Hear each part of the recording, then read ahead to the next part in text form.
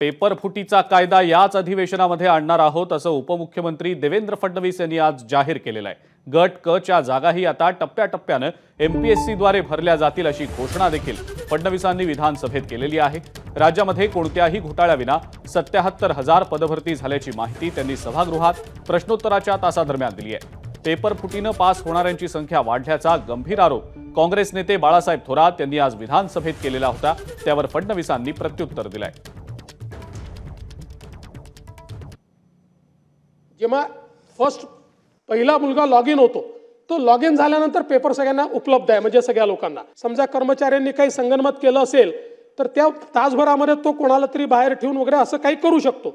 आपण या संदर्भात रँडमायझेशन केलंय, म्हणजे आता परीक्षा केंद्रावर कोण लोक राहतील हे त्यांना सकाळीच कळेल, त्याच्या आधी त्यांना कळणार नाही। उपजिल्हाधिकारी लेवलचे अधिकारी हे सगळ्या परीक्षांना त्या ठिकाणी ऑब्झर्वर म्हणून आपण पाठवतो की त्यांनी जाऊन त्याचं ऑब्झर्वेशन हे केलं पाहिजे।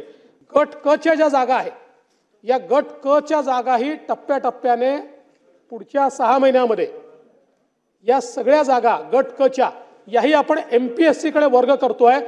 जी काही लोकांची मागणी होती की एमपीएससी ने करावं, तोही आपण विषय केलेला आहे। निश्चितपणे अध्यक्ष महोदय, पेपर फुटीच्या संदर्भातला केंद्र सरकारने कायदा केल्यानंतर राज्य सरकारने देखील तो कायदा करण्याचा मनोदय हा मागच्याच अधिवेशनामध्ये घोषित केला आहे। एक डेलिगेशन देखील माझ्याकडे अभिमन्यू पवार देखील घेऊन आले होते, त्याच्या संदर्भातली चर्चा झाली आणि त्यावेळेसच मी त्या डेलिगेशनला देखील सांगितलं की आपल्याला हा पेपर फुटीचा कायदा करायचा आहे। माननीय मुख्यमंत्र्यांनी सांगितलेलं आहे आणि माननीय मुख्यमंत्र्यांनी हे देखील सांगितलेलं आहे, त्या डेलिगेशनलाही मी सांगितलं आहे की याच अधिवेशनामध्ये हा कायदा आम्ही आणणार आहोत।